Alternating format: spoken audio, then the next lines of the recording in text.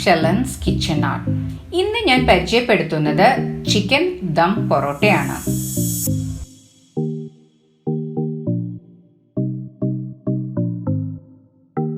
Chicken കറിക്ക് വേണ്ടി 1/2 kilo chicken എടുത്തിട്ടുണ്ട്. പാനിലേക്ക് വെളിച്ചെണ്ണ ഒഴിക്കാം. 1 ടേബിൾ സ്പൂൺ പെരിഞ്ജീരകം, 1 ചെറിയ കഷ്ണം പട്ട, 1 ഏലക്കായ, 2 കറിയാമ്പു ചേർത്ത് നന്നായിട്ട് ഒന്ന് സോട്ട് ചെയ്യാം. അപ്പോൾ നന്നായി സോട്ടായി വന്നിട്ടുണ്ട്. ഇനി ഒരു 5 വെളുത്തുള്ളിയും 1 ചെറിയ കഷ്ണം ഇഞ്ചി ചേർക്കാം. ഇപ്പോൾ നന്നായി മുരിഞ്ഞിട്ടുണ്ട്.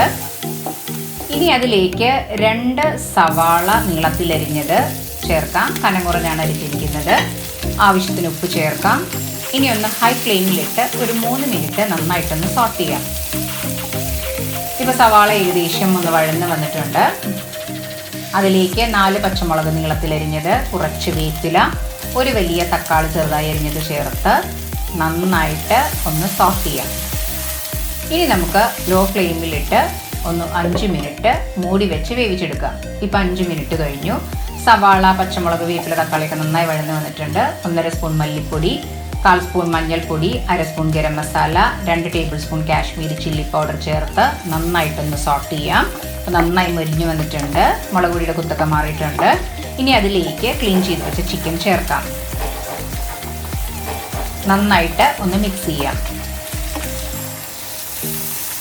ഇനി ചിക്കൻ മുങ്ങിക്കിടക്കുന്ന അത്രയും നമുക്ക് വെള്ളം ഒഴിക്കാം. ഹൈ ഫ്ലെയിമിൽ ഒന്ന് തിളച്ചതിന് ശേഷം ലോ ഫ്ലെയിമിലിട്ട് 15 മിനിറ്റ് ഒന്ന് വേവിച്ചെടുക്കാം. ഇപ്പോൾ ഒരു 15 മിനിറ്റ് കഴിഞ്ഞു. ചിക്കനൊക്കെ നന്നായി വെന്തിട്ടുണ്ട്. ഇനി നമുക്കതിലേക്ക് ഒരു 1/2 ടേബിൾ സ്പൂൺ ഗരം മസാല ചേർക്കാം.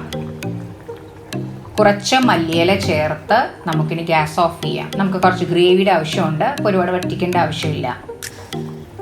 ഇനി മൂടി വയ്ക്കാം.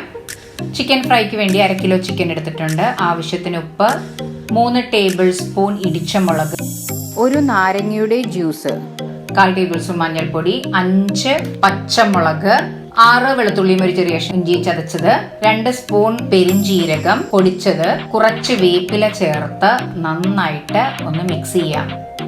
ഇനി നമുക്കിത് മാരിനേറ്റ് ചെയ്ത് ഒരു 3-4 മണിക്കൂർ മാറ്റി വെക്കാം. ഇപ്പോൾ ഒരു 3 മണിക്കൂർ കഴിഞ്ഞു. നന്നായി മാരിനേറ്റ് ചെയ്ത് വന്നിട്ടുണ്ട്. പാൻ ചൂടായിട്ടുണ്ട്. അതിലേക്ക് വെളിച്ചെണ്ണ ഒഴിക്കാം.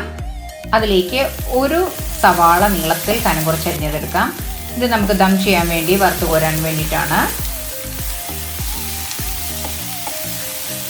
ഇനി സവാള ഒന്ന് നന്നായി ഒന്ന് മൊരിഞ്ഞ് വരുമ്പോൾ നമുക്കൊരു പ്ലേറ്റിലേക്ക് മാറ്റാം.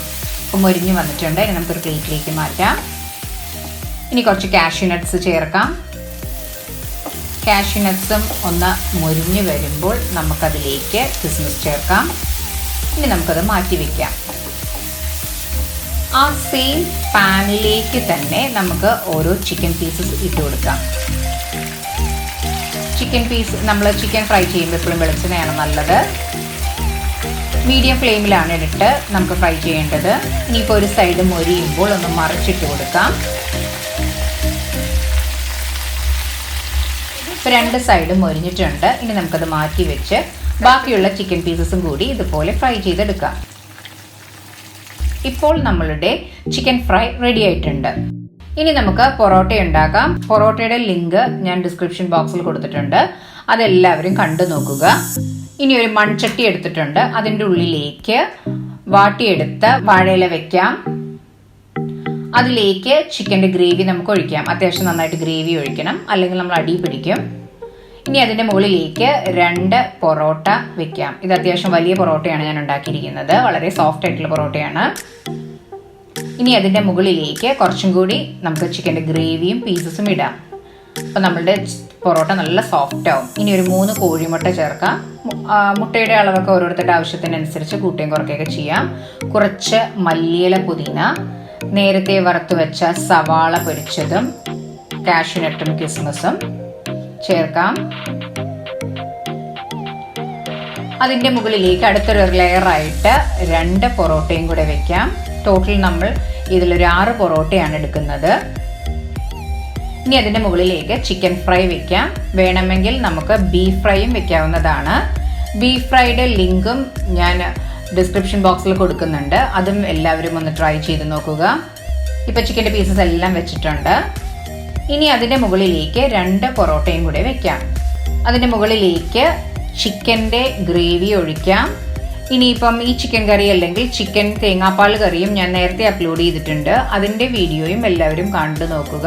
ഇനി അതിൻ്റെ മുകളിലേക്ക് മല്ലിയില, പുതിന, സവാള, കാഷ്യൂനട്ട്, കിസ്മിസ് ചേർക്കാം.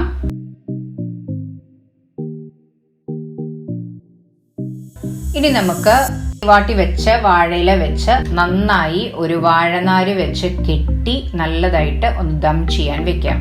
ഇനി നമുക്കത് ഗ്യാസിൽ വെച്ച് ലോ ഫ്ലെയിമിൽ ഒരു 10 മിനിറ്റ് വേവിച്ചെടുക്കാം. ഇപ്പൊ 10 മിനിറ്റ് കഴിഞ്ഞു. നമ്മളുടെ പൊറോട്ട ദം ചെയ്തത് റെഡി ആയിട്ടുണ്ട്. അപ്പൊ നല്ല മല്ലിയിലയുടെയും പുതിനയുടെയും ഒക്കെ നല്ലൊരു ഫ്ലേവർ നമുക്ക് കിട്ടുന്നുണ്ട്. തുറന്നപ്പോൾ തന്നെ നമ്മളുടെ പൊറോട്ടയൊക്കെ വളരെ നല്ല സോഫ്റ്റ് ആയിട്ട് നല്ല ജ്യൂസി ആയിട്ടാണ് ഇരിക്കുന്നത്. എല്ലാ ലെയറും വളരെ സോഫ്റ്റ് ആയിട്ടാണ് വന്നിരിക്കുന്നത്. എല്ലാവരും ട്രൈ ചെയ്ത് നോക്കുക.